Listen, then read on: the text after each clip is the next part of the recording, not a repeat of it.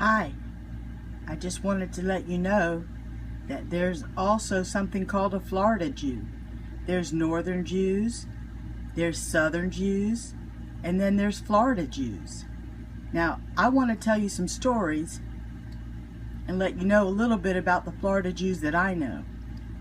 And I just want to know what you think. So if you have any feedback, let me know.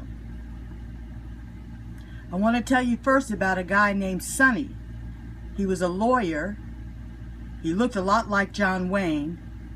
Sandy blonde hair. He always carried a pistol on his side. And he was a big-time lawyer in the 50s, 60s, 70s, 80s in St. Augustine, Florida. Big-time lawyer. Very successful. Had that John Wayne swagger, owned a little ranch, carried his gun. Well, the thing about this guy is he never lost a case. And they wanted him to do all kinds of fundraising and different things like that.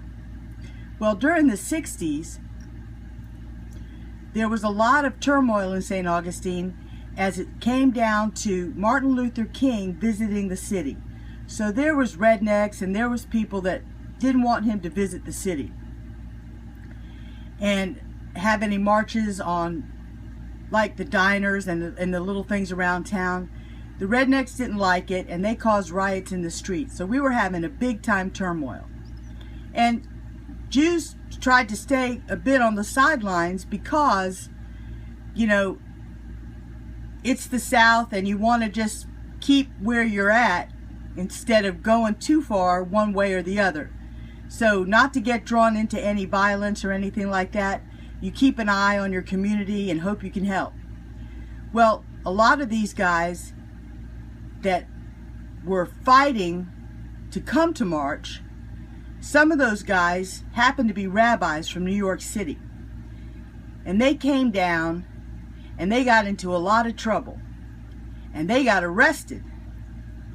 And the only person that the sheriff thought to call was Sonny Weinstein. So Sonny Weinstein gets in his Cadillac, he comes down to the jail, and there's 5 rabbis from New York City standing around in this jail cell. And he said, "Boys, I'm sorry, but I don't know what I can do to help you. The best thing for you to do is to get out of town." Well, they didn't really want to hear that. So they stayed in jail a couple of days. Then, late at night, he got a call. They wanted out.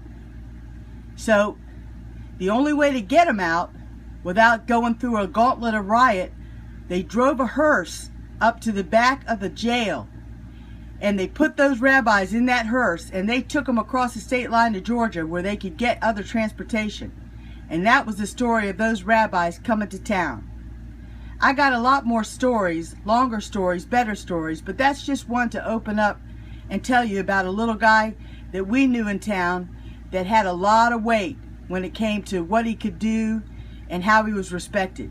My grandfather, he ran the synagogue and they called him Mr. Jew.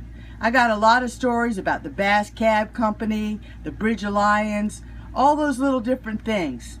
So we'll see how it goes, see if you want to hear any stories about the Florida Jews, and we'll see you next time.